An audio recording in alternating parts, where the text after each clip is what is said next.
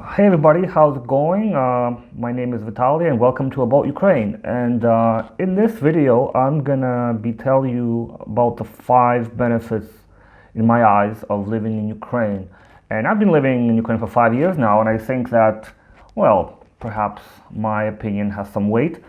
So without further ado, here's the number one benefit of living in Ukraine, and that is that it's not Russia. And let me tell you what I mean by that. Ukraine and Russia are at loggerheads right now, and on the surface, though, if you look at a photo of a Russian or Ukrainian town or village or street, you'll see the same things, like the same people, buildings, same gray skies or whatever, but that couldn't be further from the truth. What separates Ukraine so much from Russia, though, from what I've seen myself, is the police seems to be more or less reasonable, more trustworthy, more approachable. And then there's a visible fight against corruption going on right now that is also kind of visible. And I think most importantly, the Westerners are more safe here, I think. If you remember people like Paul Whelan, and there was Nama Issachar, I believe her name was, she's an Israeli woman that was detained in Russia. And these are foreigners that are still there, and maybe there are hundreds more that we don't know about. So I think this is something that Westerners should keep in mind when going to Russia. And that's besides the point, because there seems to be this tension between Russia and the West, and China is also involved in this, I think, and that is probably not going to change because China and Russia, they both chose their path, and Ukraine has also chosen its own path, which is to be more aligned with the West. And that's one benefit of Ukraine. This is sort of like you get kind of what Russia has to offer you, except without the authoritarianism and the anti-Western stance. That's number one. The number two reason that Ukraine is a great country, and it's one of the benefits in my eyes, is that the extremes here are more defined. So there's like less wishy-washiness. There's either cold or hot, right? There's no in between. So let me tell you what I mean by that. I mean, sometimes people don't trust you, but at the same time, they can be the most trustworthy people you meet. This kind of teaches you to watch your back, perhaps, and be more aloof in certain cases. So while sometimes people are rude, they can also be the nicest and the kindest you ever meet in your life, even more so than in the West. The architecture and designs in the street, they're either really ugly or amazing.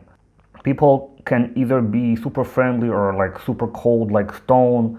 They can either be like super poor or super wealthy as well. So it really depends on your personal preferences if you like these extremes or not, but I think Ukraine is a great place for those looking for authenticity and like a diverse set of emotions and diverse set of sights, sounds, and whatnot. The number three benefit of Ukraine is there is a lot less political correctness around here. So basically, if you don't understand something and you want something done, well, you're kind of going to be in a big surprise here. You're going to have to figure things out by yourself. Because this place has a lot less hand-holding. It's a place where you're sort of expected to figure things out on your own, and some people are going to give you a hard time for that. But at the same time, it's good for personal development, and you grow up, I suppose, or develop faster, and you're more independent here. That's what I find. I also noticed that in Ukraine, some relationships are transactional in nature, but most are not.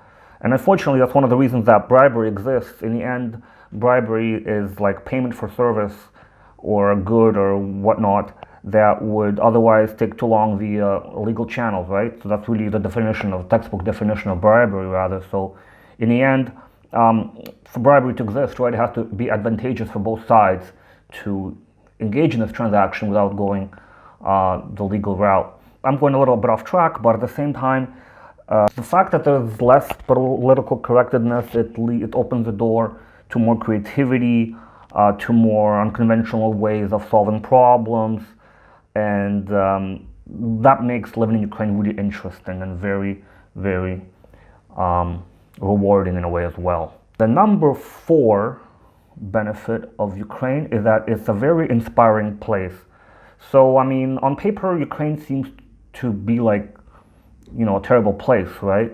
It apparently has one of the lowest, I think it does have the lowest salary in Europe. in continental Europe, and over 20,000 or so by estimates people are leaving to work abroad every month or something like that. The country, right? Everybody's saying that this is the case. So back in 2015, not only did the war with Russia start, but the country was also on the brink of default, and there were these long negotiations between the IMF and the creditors. That was like a crazy moment in time as well, because like Ukraine could have become the next Venezuela, right? Nobody knew what would happen. And then there was obviously the Euromaidan protests, the Ukrainian revolution, that also just shook things up to the core. The people really, felt like Ukraine is falling apart. But despite all of that, 5 years later, the economy is thriving, it's growing. There's a way bigger startup culture here in Ukraine than my hometown of Canada. There's tons of agricultural resources. Ukraine is number one in exports in many of them. And the natural resource extraction and refining here is also quite diverse. I mean, did you know that Canada, for example, extracts oil but does not refine it because it depends on the US? Canada does not have any refineries, so to speak of, but Ukraine does, and that's like a big plus in my eyes. Anyway, lastly, Ukraine does have a very powerful IT industry and a startup culture that grows every year. In my eyes, it's almost like exponentially, which I think is great. The number 5 benefit of living in Ukraine, I think, is there's a lot less consumerism in this place. What I mean by that is that we all have lots of choices in the West, and we accumulate these choices over time, and they can lead to overwhelm. I mean, many people don't want to say that, many people don't think that this is the case, but it does. And Ukraine doesn't really have that consumerist culture. There's no push, there's no drive to get the next shiny gadget, the next best thing that becomes on sale.